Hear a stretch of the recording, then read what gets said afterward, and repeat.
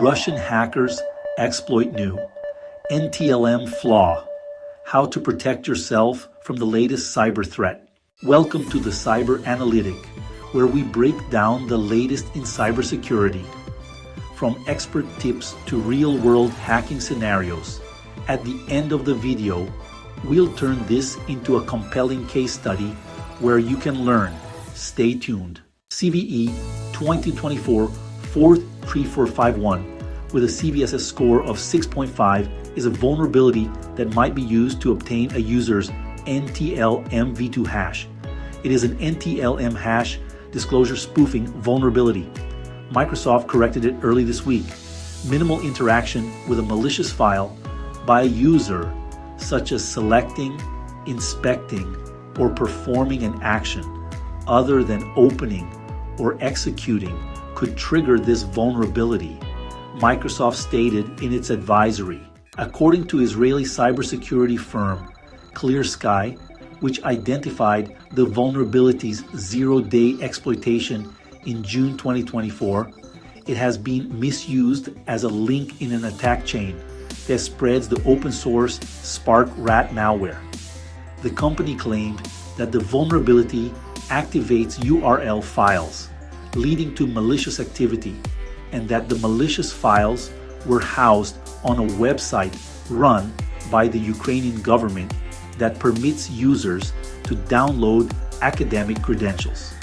The attack chain entails sending phishing emails from a compromised Ukrainian government site asking recipients to click on a booby-trapped URL included in the message in order to renew their academic certificates.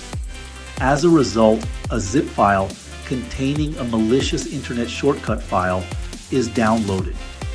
When the victim works with the URL file by dragging it to a different folder, deleting it, or right-clicking on it, the vulnerability is activated.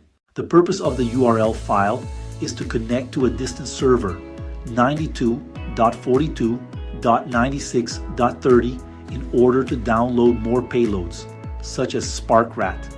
In addition, a sandbox execution raised an alert about an attempt to pass the NTLM, or NT LAN Manager, hash through the SMB, or Server Message Block protocol, Clear Sky stated.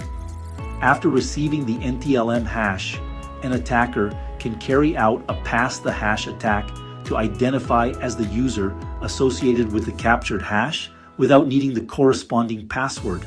The activity has been connected to UAC 0194, a potential Russian threat actor that the Computer Emergency Response Team of Ukraine, CERT-UA, monitors.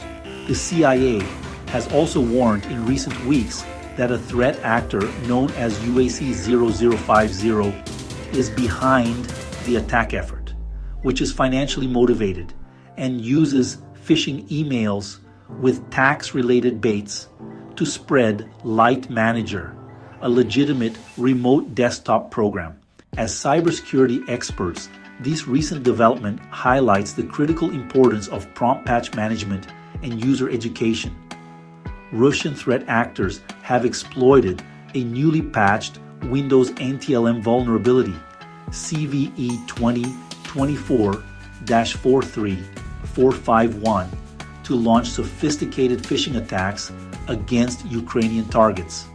This vulnerability allows attackers to capture NTLM v2 hashes with minimal user interaction, such as simply right-clicking or selecting a malicious file. Key takeaways and prevention strategies. 1. Immediate patch deployment. Ensure all systems are updated with the latest security patches, from Microsoft to close known vulnerabilities. 2. User awareness training. Educate users about the dangers of phishing emails, especially those urging action on unexpected attachments or links. 3. Restrict privileges. Apply the principle of least privilege to limit access rights for users, reducing potential damage from compromised accounts. 4. Implement advanced security solutions. Utilize endpoint protection platforms that can detect and block malicious activities and payloads like SparkRat. 5. Network monitoring and segmentation. Regularly monitor network traffic for suspicious activities and segment networks to contain potential breaches. 6. Secure authentication protocols. Employ multi-factor authentication and discourage the use of vulnerable protocols like NTLM where possible. By understanding the attack vectors and reinforcing our defenses, we can significantly reduce the risk of such vulnerabilities being exploited in our own environments, with cyber threats evolving to exploit even minimal user interactions. What proactive measures are you implementing to enhance your organization's resilience against such sophisticated attacks?